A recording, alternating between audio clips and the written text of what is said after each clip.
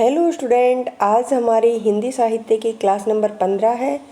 इससे पहले हमारी 14 क्लासें हो गई हैं, जिसमें हमने आदि काल को PYQ के साथ कंप्लीट कर लिया है और अभी हमारा भक्ति काल चला हुआ है। भक्ति काल में निर्गुण भक्ति धारा की जो दो उपधाराएं हैं, कौन कौन सी? निर्गुण ज्ञानश्री काव्यधारा और निर्गुण प्रेमाश्री काव्यधारा। आज हम निर्गुण ज्ञानश्री काव्यधारा को क्या है करेंगे, उसके बाद डिटेल में हम निर्गुण प्रेमाश्री काव्यधारा को करेंगे। चलिए फिर आज की क्लास को शुरू करते हैं। निर्गुण ज्ञानश्री काव्यधारा। भक्ति की चारों काव्यधाराओं में सर्वप्रथम निर्गुण ज्ञान मार्गी काव्यधारा का आविर्भाव हुआ, जिसके प्रवर्तक कौन? कबीरदास माने जाते हैं।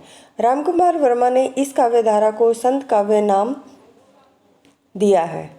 उत्तर भारत में सबसे पहले महाराष्ट्र में निर्गुण संत साहित्य का प्रवर्तन नामदेव के द्वारा हो चुका था।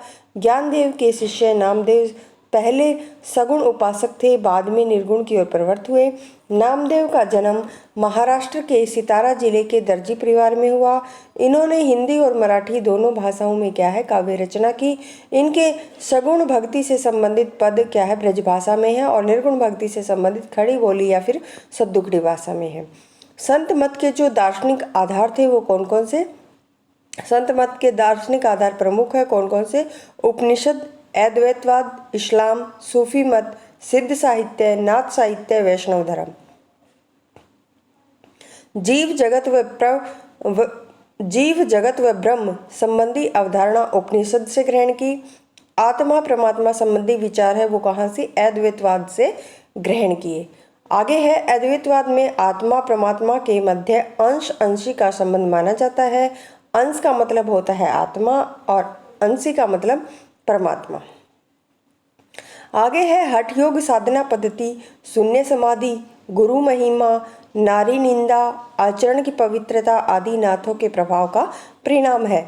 आगे है दाम्पत्य प्रतीकों प्रयोग और प्रेम तत्व का निरूपण सूफियों की देन है। स्वर की कर्कशता, खंडन मंडन के प्रवृत्ति, प्रतीक शैली, उलटबासियाँ, ये सब सिद्ध साहित्य से ली। अहिंसावाद वैष्णव धर्म की क्या है? वैष्णव की देन है। मूर्तिवाद का विरोध, बहुदेव उपासना का विरोध, एकेश्वरवाद का समर्थन आदि इस्लाम की देन है। अब पढ़ेंगे प्रमुख जो संत कवि हैं उनके बारे में। पहले हैं हमारे कबीरदास। कबीरदास का जन्म 1398 ईस्वी में हुआ। गुरु इनके रामानंद शेख तकी हैं। पिता नीरू और माता का नाम नीमा है। पत्नी लोही, पुत्र कमाल और पुत्री कमाली। मृत्यु 1518 में मगहर में हुई। इनकी प्रमुख रचना बीजक है। बीजक है उसके संकलनकर्ता धर्मदास हैं। बीजक के 3 भाग हैं, साखी, सबद, रमैनी। आगे है रामचंद्र शुक्ल ने कबीर की भाषा को सद्दुकड़ी कहा। वेरी इंपॉर्टेंट लाइन है। शुक्ल जी ने जो कबीर की भाषा है उसको क्या कहा है? सद्दुकड़ी कहा है। और बाबू श्याम सुंदर दास के अनुसार इनकी भाषा पंचमेल खिचड़ी है। कबीर पुस्तक के लेखक, ये देखिए कबीर नाम से एक पुस्तक है, उसके लेखक कौन है? हजारी प्रसाद द्विवेदी। कबीर ग्रंथावली के जो संपादक हैं वो बाबू श्याम सुंदर दास हैं। कबीर सिकंदर लोदी के समकालीन हैं। कबीर हिंदी के प्रथम व्यंग्यकार माने जाते हैं। आचार्य हजारी प्रसाद द्विवेदी ने इन्हें भाषा का तानाशाह व वाणी का डिक्टेटर कहा है। साखी दोहा छंद में है और सबद और रमैनी गेय पद है। सांप्रदायिक शिक्षा और सिद्धांत उपदेश आदि क्या है साखियों में कहे गए हैं और रमैनी में ब्रज भाषा और कहीं कहीं पूर्वी बोली का भी व्यवहार मिलता है। यद्यपि पढ़े लिखे न थे पर उनकी प्रतिभा बड़ी प्रखर थी। किसका कथन है? रामचंद्र शुक्ल का। किसके बारे में? कबीरदास के बारे में। हमारे दूसरे जो संत हैं वो है रविदास या फिर रैदास। मीरा के गुरु माने जाते हैं। रामानंद के 12 शिष्यों में से एक है। जाति से चमार थे और सिकंदर लोदी के समकालीन थे। सिकंदर लोदी के बुलाने पर दिल्ली गए थे। इनके पदों का जो संग्रह है रैदास की वाणी शीर्षक से संकलित है और इनके 40 पद गुरु ग्रंथ साहिब में संकलित है। किसमें?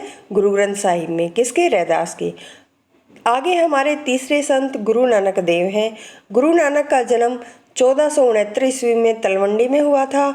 तलवंडी को ननकाना साहिब के नाम से अब जाना जाता है। इनके पिता का नाम कालूचंद खत्री, माता का नाम तृप्ता देवी, पत्नी सुलक्षणा और पुत्र श्रीचंद और लक्ष्मीचंद है। गुरु नानक नाथ पंथ के प्रवर्तक हैं तथा सिखों के प्रथम गुरु हैं। इनकी जो रचनाएं हैं जपू जी, नसीहतनामा, रहीरास, सोहिला, असादीवार। जपू जी को नानक का सार माना जाता है, सर नहीं सार आएगा, सार माना जाता है। नसीहतनामा में खड़ी बोली की कविताएं संकलित हैं। गुरु ग्रंथ साहब में नानक जी की जो रचनाएं हैं प्रथम गहला में संकलित हैं। उनके बेटे श्रीचंद ने उदासी संप्रदाय का प्रवर्तन किया। नानक ऐसे पहले संत हैं जिन्होंने विदेश आक्रमणियों के विरुद्ध आवाज उठाई थी। नानक जी की क्या है मक्का और मदीना की यात्रा का भी उल्लेख मिलता है। आगे है हमारे जम्बो जी। इनका जन्म स्थान है नागौर, राजस्थान में। विश्नोई संप्रदाय के संस्थापक हैं। इन्होंने अपने जीवन काल में 4 शिष्यों को मान्यता दी। हावली पावजी और लोहा दत्तनाथ और क्या है दत्तनाथ है और मालदेव। समाधि स्थल समराथल बीकानेर में है। इनको नाथ संप्रदाय से प्रभावित माना जाता है। आगे है हरिदास निरंजनी, जन्म स्थान डिडवाना। निरंजनी संप्रदाय के प्रमुख संत। निरंजनी संप्रदाय को साधना के क्षेत्र में नाथों और संतों के बीच की कड़ी माना जाता है। किसको? निरंजनी संप्रदाय को। प्रमुख जो रचनाएं हैं हरिदास जी की वो कौन कौन सी? अष्टपदी, ब्रह्म स्तुति, पूजा जोग और समाधि जोग। आगे है दादू दयाल। दादू पंथ के प्रवर्तक हैं। जन्म अहमदाबाद गुजरात में हुआ। बचपन का नाम दाऊद है। दादू पंथ को निर्गुण ब्रह्म संप्रदाय के नाम से भी जाना जाता है। जीवन का अधिकांश जो समय था वो राजस्थान में बीता और दादू पंथ का जो सत्संग स्थल है उसको अलख दरीबा के नाम से जाना जाता है। गरीब दास व मिस्किन दास उनके पुत्र थे जो दादू दयाल की मृत्यु के बाद दादू पंथ की गद्दी पर बैठे थे। दादू दयाल के पदों का संकलन उनके शिष्य संत दास जगन्नाथ दास ने हरडेवाणी शीर्षक से किया। रज्जब दास ने अंगवधु शीर्षक से दादू दयाल के पदों का जो है संकलन किया। ये दादू दयाल आएगा, धातु नहीं। दादू दयाल के संपादक कौन है? परशुराम चतुर्वेदी हैं। आचार्य क्षितिज मोहन सेन ने दादू की रचना की। अकबर के बुलावे पर फतेहपुर सीकरी गए और 40 दिन तक अकबर के से क्या है धर्म चर्चा की। दादू दयाल के शिष्यों की संख्या 52 मानी जाती है और दादू पंथी साहित्य की भाषा ढूंढाड़ी है। दादू की भाषा ब्रजभाषा है और राजस्थानी व खड़ी बोली के शब्दों का मिश्रण है। आगे है सुंदरदास। जन्म दौसा राजस्थान में हुआ और दादू दयाल के शिष्य थे। अधिकांश संत क्या है अवर्ण समझी जाने वाली जाति से थे किंतु सुंदरदास सवर्ण जाति में पैदा हुए थे। सुंदरदास सुशिक्षित थे। ये प्रश्न कई बार पूछा जा चुका है कि कौन से संत शिक्षित थे, तो सुंदरदास क्या थे? सुशिक्षित संत थे। इन्होंने काशी जाकर वेद वेदांत न्याय दर्शन आदि का अध्ययन किया। अधिकांश संत कवियों ने गाने योग्य पद और दोहे ही लिखे किंतु सुंदरदास ने कवित सवैया में क्या है काव्य की रचना की। निर्गुण संतों में सुंदरदास सर्वाधिक काव्य कला में निपुण थे। सुंदरता से श्रृंगार रस के ये सुंदरदास आएगा, सुंदरता नहीं, सुंदरदास क्या है श्रृंगार रस के घोर विरोधी कवि थे। और सुंदरदास की जो प्रमुख रचनाएं हैं सुंदर विलास, ज्ञान समुद्र, आगे है हरि नारायण शर्मा ने सुंदर ग्रंथावली का संपादन किया।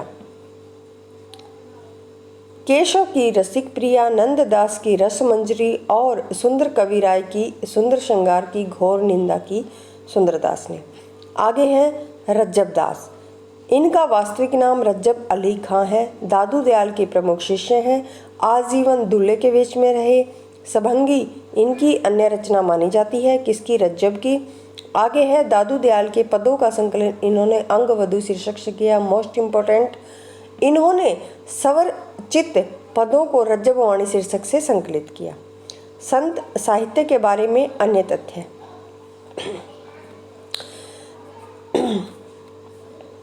लालदास ने लाल पथ का क्या है प्रवर्तन किया। जाति में मुसलमान थे। लाल दास का जो जन्म है राजस्थान के अलवर जिले के धौलीधूप गांव में हुआ और उनके शिष्यों में हिंदू मुसलमान दोनों आते थे। मल्लुक दास दीर्घजीवी संत थे। इनका जन्म अकबर के शासनकाल में हुआ, मृत्यु औरंगजेब के शासनकाल में हुई। और इनकी जो प्रमुख रचनाएं हैं किसकी, मल्लुक दास की, ज्ञान बोध, रतन खान, बाराखड़ी, राम अवतार लीला, ध्रुव चरित्र किसकी है, मल्लुक दास की रचना है। आलसियों के महामंत कहे जाते थे, कौन, मल्लुक दास। धर्म दास कबीर के प्रधान शिष्य थे। बीजक शीर्षक से कबीर दास ने के जो पदों का है संकलन किया था। बावरी साहिबा बावरी पथ की क्या थी, बावरी पंथ की प्रवर्तक मानी जाती है और ये अकबर की समकालीन थी। संत पीपा खींची राजपूत थे और रामानंद के प्रमुख शिष्य थे। संत सेन जाति से नाई और धन्ना क्या थे, जाट थे। सिख गुरुओं की गणना भी संतों में की जाती है। गुरु नानक देव की रचनाओं का संकलन गुरु अंगद ने किया। सिखों के 5वें गुरु अर्जुन देव ने आदि ग्रंथ का संपादन किया और अर्जुन देव की जो रचनाएं हैं सुखमणि, बारहमासा। संत साहित्य के बारे में रामचंद्र शुक्ल के विचार, इस पंथ का प्रभाव शिष्ट और शिक्षित जनता पर नहीं पड़ा। संस्कृत बुद्धि, संस्कृत हृदय में संस्कृत वाणी का वह विकास इस शाखा में नहीं हो पाया जो शिक्षित समाज को अपनी ओर आकर्षित करे। निर्गुण संत काव्य की परंपरा में थोड़ी ही ऐसे हुए हैं जिनकी रचनाएं साहित्य के अंतर्गत आ सकती हैं, ये रामचंद्र शुक्ल जी मानते हैं। निर्गुण संत साहित्य की जो प्रमुख प्रवृत्तियां हैं उनको देख लेते हैं।